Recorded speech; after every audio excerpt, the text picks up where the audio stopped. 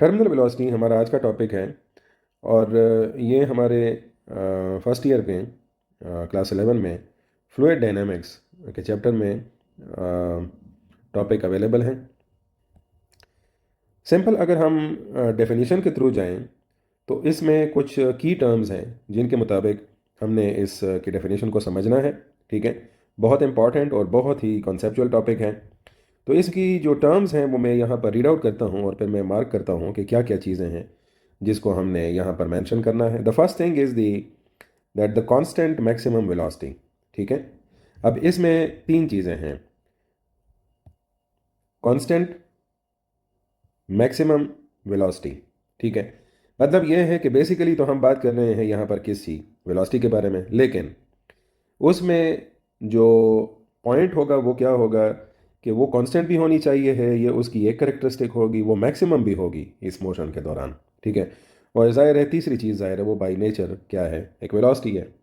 और आगे जब आप इसकी कंडीशन पर जाएंगे इसकी डेफिनेशन में, तो वहाँ पर तीसरी चीज़ आपको देखने को मिलेगी और वो क्या होगी, that that is attend and maintained. ठीक है, तो अब अगेन वही सिचुएशन आपके पास आ गई कि फर्स्ट ऑफ ऑल उसको अटेन किया गया है, मतलब ये स्टार्ट से नहीं थी, इनिशियली वेलोसिटी कुछ और थी, और बाद में इसको अटेन किया गया। ठीक है, और फिर उसको क्या किया जा रहा है, मेंटेन भी किया जा रहा है by an object while falling through a resistive medium. So अब इसमें अगर आप देखें कि इसका रिलेशन जो है वो एक ऐसे ऑब्जेक्ट के साथ होगा जो कि क्या कर रही है, फॉल कर रही है। ठीक है, लेकिन जो सबसे इंपॉर्टेंट चीज़ यहाँ पर होगी वो क्या है कि एक रेजिस्टिव मीडियम। अब चूंकि जाहिर है हम यहाँ पर एक फ्लूइड डायनामिक्स में बात करेंगे फ्लूइड्स के बारे में, सो ऑब्वियसली इसका ये जो करेक्टर यहाँ पर आपके सामने आएगा that will be the viscosity. So अगर उसकी विस्कोसिटी है तो ज़ाहिर है आपने उसको एक रेजिस्टिव मीडियम कंसिडर कर लिया है, उसके अंदर कोई ऑब्जेक्ट फॉल कर रहा है। ठीक है, और उसमें ये अटेन करने वाली ये फोर्थ पॉइंट और मेंटेन करने वाला फिफ्थ पॉइंट, और ये आपके पास मैं कंसिडर कर लेता हूँ इसको कि ये सिक्स पॉइंट आ गया। ठीक है, तो अब इन सारी चीज़ों को हमने क्या करना है यहाँ पर समझना है। सिंप्लिसिटी के लिए हम एक स्फेरिकल बॉडी को कंसिडर करते हैं। ठीक है, लेकिन ये इस अप्रोच की तरफ जाने से पहले हमारे पास जो ये कंडीशन है वो इस रेजिस्टिव मीडियम के थ्रू ही हासिल की जा सकती है। इसका मतलब ये है कि अगर किसी ऐसी सिचुएशन में हम कंसिडर करें कि एक नॉन रेजिस्टिव मीडियम है,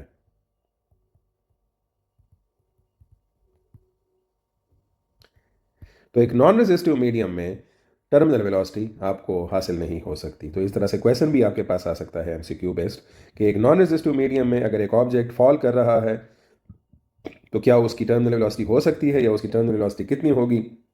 डेटा आपको प्रोवाइड किया जाए तो ऑब्वियसली वहाँ पर आपके पास जवाब होगा कि उसकी टर्मिनल वेलोसिटी जो है जिसको हम वी टी कहेंगे दैट विल बी ज़ीरो। मतलब ज़ाहिर है उसकी टर्मिनल वेलोसिटी चूंकि आपके पास हासिल नहीं हो सकती तो ऑटोमेटिकली जो चीज़ अवेलेबल नहीं है तो वो ज़ीरो है। इसका मतलब ये नहीं है कि उसकी टर्मिनल वेलोसिटी उसकी वेलोसिटी नहीं है, उसकी वेलोसिटी होगी लेकिन उसकी टर्मिनल वेलोसिटी आपके पास हासिल नहीं हो सकती।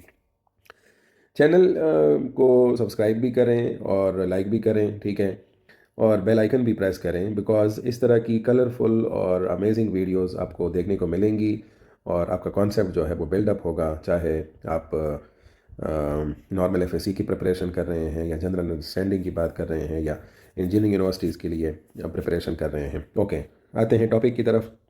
तो अब ये स्फेरिकल बॉडी जो है हम यहाँ पर इसको कंसिडर करते हैं, तो यहाँ पर हम ये एक बॉडी कंसिडर कर रहे हैं, ये येलो स्फेयर, और इसका मास जो है that is taken as M, और जो इनिशियल वेलोसिटी है वो इसकी क्या है, ज़ीरो है। ठीक है, इसका जो वेट होगा जो कि डाउनवर्ड फोर्स इस पर अप्लाई होगी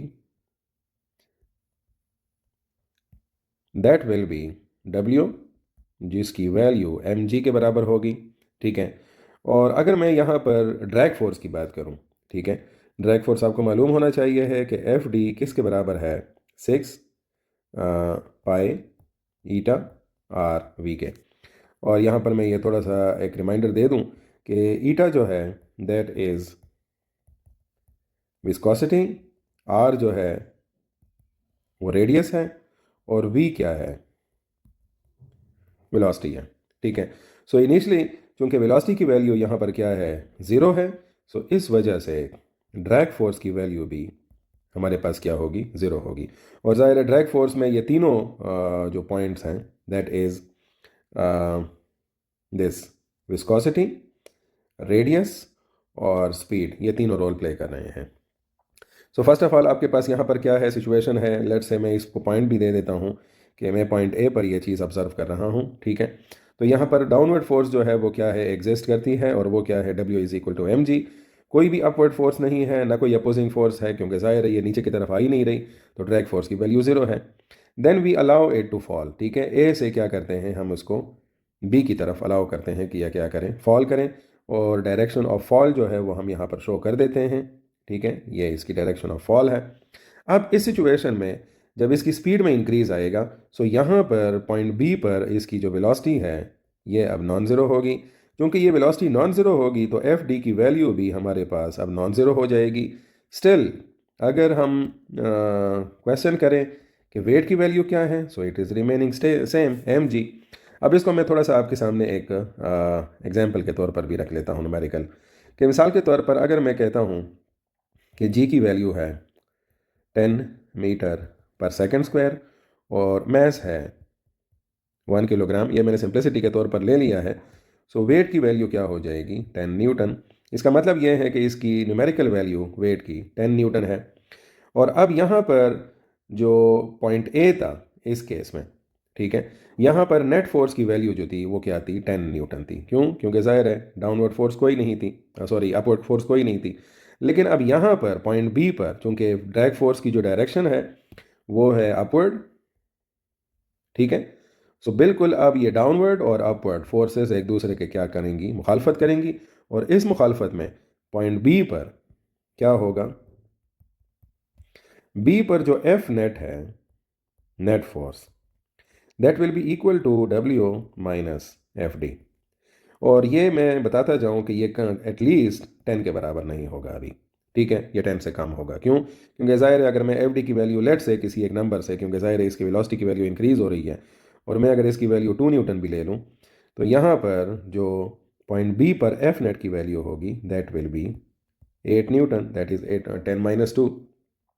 इस तरह बढ़ते बढ़ते जब उसकी स्पीड इंक्रीज होती जाएगी बी से पॉइंट सी तक और फिर उसके बाद डी तक, सो फाइनली ऐसा होगा कि मिसाल के तौर पर जब मैं इसकी यहाँ पर सी पर भी डी एफ डी की वैल्यू चेक करूँगा, सो ये अगेन 0 के बराबर नहीं होगी। अगर यहाँ पर ये 2 न्यूटन है, मे बी अगर यहाँ पर ये 6 या 8 न्यूटन हो चुकी होगी स्पीड के बढ़ने की वजह से, still the downward force will be equal to 10 newton weight. लेकिन ये अपवर्ड फोर्स अब यहाँ पर 8 न्यूटन है, तो मैं अगर क्या करूँ, सी पर की चेक करूँ, तो सी पर मेरे पास एफ नेट जो है 10 - 8 दैट विल बी 2 न्यूटन, ठीक है। और मैं अब डी तक आता हूँ। डी पर मिसाल के तौर पर स्पीड के फर्दर इंक्रीज होने से एफ डी की वैल्यू 10 न्यूटन हो जाती है, वेट भी 10 न्यूटन हो जाता है। एक आपके पास क्या है, डाउनवर्ड, दूसरा है अपवर्ड। तो अब यहाँ पर क्या हो गया, ये एक आपके पास कंपटीशन ऐसा आ गया जिसमें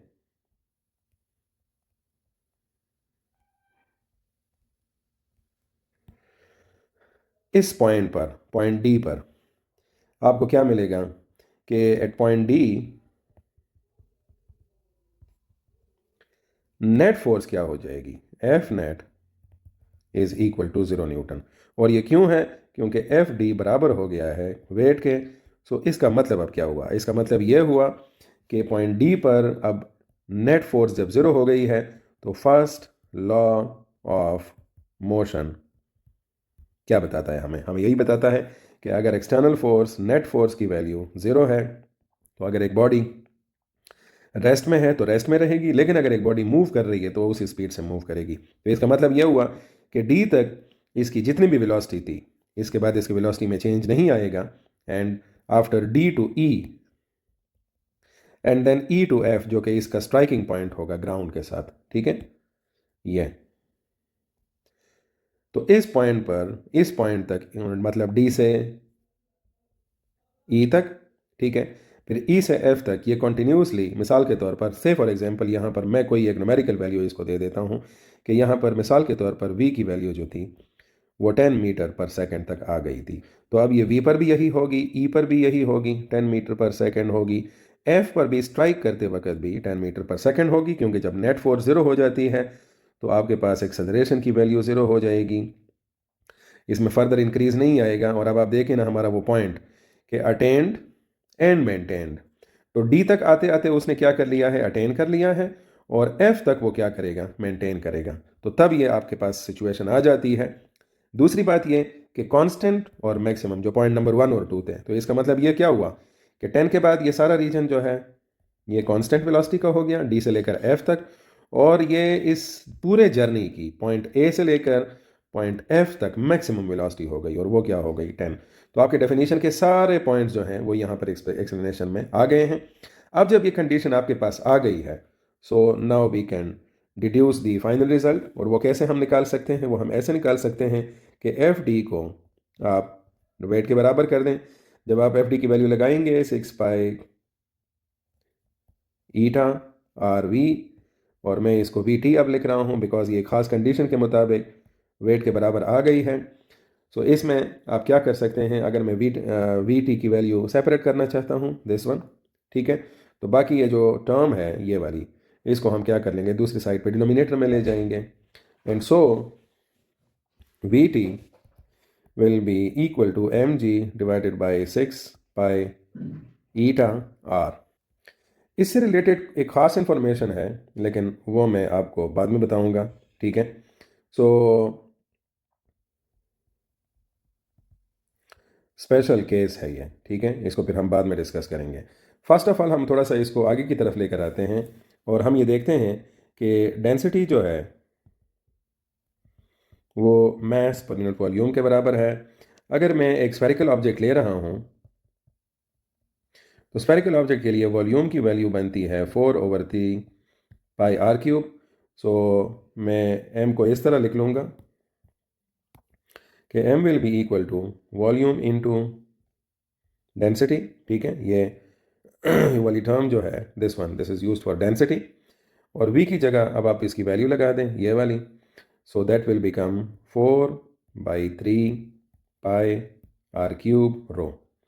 ये वाली वैल्यू जो है ये आप उठाकर किधर लगा दें, इधर, इस m की जगह, तो आपको एक नई वैल्यू मिलेगी टर्मिनल वेलोसिटी की। वो मैं यहाँ पर लिख लेता हूँ, terminal velocity is equal to m की जगह मैंने लिख दिया 4/3 पाई आर क्यूब रो, बाकी टर्म मैं वही लिख रहा हूँ, g 6 pi eta R, g divided by 6 pi eta R, ठीक है।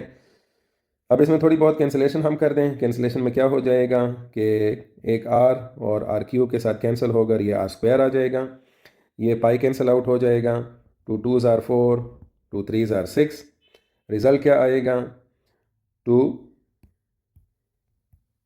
Divided by 3 multiplied by 3 9, r², रो भी बचा, g की भी वैल्यू बची, और ईटा भी, ठीक है। अब एक वी टी की टर्मिनल वेलोसिटी की नई वैल्यू आपके सामने आ गई है, 2r² rho g divided by 9 eta. देखें तो यहाँ पर आपको कुछ और देखने को मिल रहा है, और ये एक दूसरी स्पेशल कंडीशन है।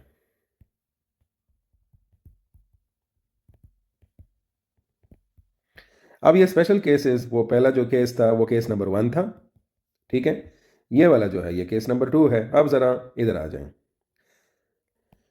अब ये केस नंबर 1 देखें, मैंने आपके सामने मेंशन कर दिया है, same radii, different masses and different densities, ठीक है।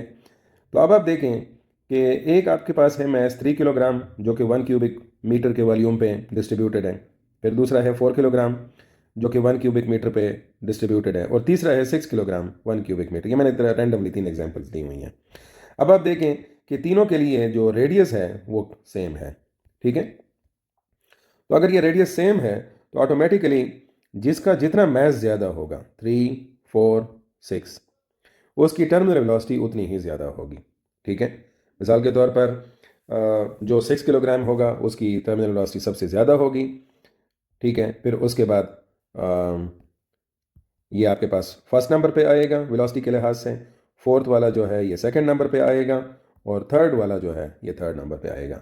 सो इसलिए ये जो ख़ास कंडीशन है ये आपको अपने जहन में रखना होगा कि इस इक्वेशन की इम्प्लीमेंटेशन जो है वो सेम रेडियाई, डिफरेंट मैसेज और डिफरेंट डेंसिटीज़ की कंडीशन के लिए की जाती है।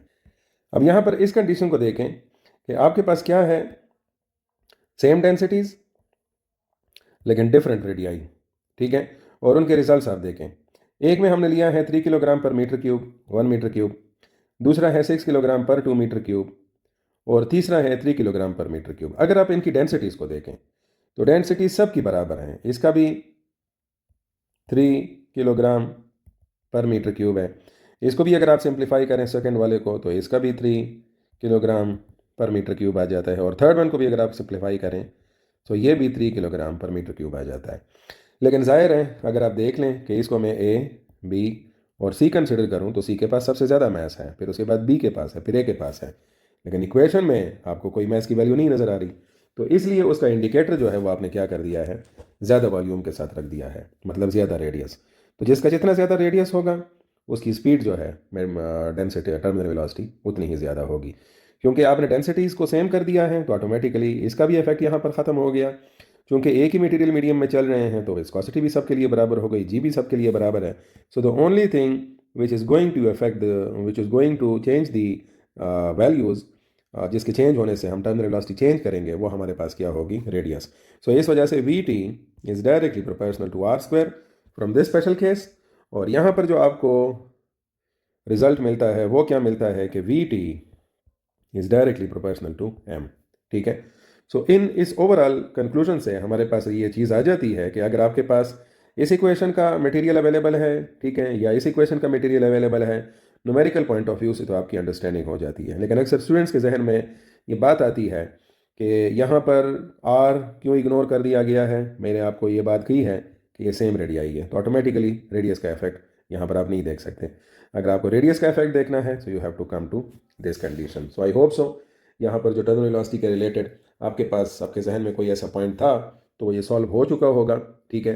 हाँ ये है कि अगर किसी ऑब्जेक्ट को बिल्कुल आप ग्राउंड के बिल्कुल नज़दीक फेंकते हैं, जैसे कि ये एक ऑब्जेक्ट है जो कि बिल्कुल नज़दीक है, तो इसकी टर्मिनल वेलोसिटी ज़रूरी नहीं है कि ये गेन करे, क्योंकि ज़ाहिर है अगर ये मिसाल के तौर पर 1 किलोग्राम है तो ये बहुत भारी ऑब्जेक्ट है और इसकी टर्मिनल वेलोसिटी ज़्यादा टाइम लेगी। तो इस वजह से ज़रूरी नहीं है कि हर एक बॉडी जो रेजिस्टिव मीडियम में फॉल कर रही है वो टर्मिनल वेलोसिटी गेन करे। टर्मिनल वेलोसिटी वेट गेन करने के लिए एक स्पेसिफिक हाइट की रिक्वायरमेंट होती है। नॉर्मली जो बारिश के कतरे होते हैं, रेन ड्रॉप्स, वो बहुत अच्छी कंडीशन में होते हैं कि वो, क्योंकि ज़ाहिर है उनका मैस भी कम होता है, हाइट भी उनके लिए ज़्यादा होती है, तो इस वजह से वो आसानी से टर्मिनल वेलोसिटी गेन कर सकते हैं, ठीक है। सो कोशिश करें कि इस पॉइंट को समझें। अगर ऐसी कोई चीज़ है जो यहाँ पर मिस हुई है या आपको समझ नहीं आई तो कमेंट सेक्शन में उसके बारे में क्वेश्चन करें और उसको डिस्कस करके हम क्लियर कर लेंगे। अगेन वीडियो अगर पसंद आई हो, लेक्चर आपको समझ आया हो तो अपने फ्रेंड्स के साथ शेयर करें, लाइक भी करें, सब्सक्राइब भी करें और बेल आइकन को प्रेस करें ताकि इस तरह की वीडियोस जब भी मैं बनाऊं और अपलोड करूं वो आपके सामने आए और आप अपने नॉलेज को इंक्रीज़ कर सकें और अंडरस्टैंडिंग को। Thank you.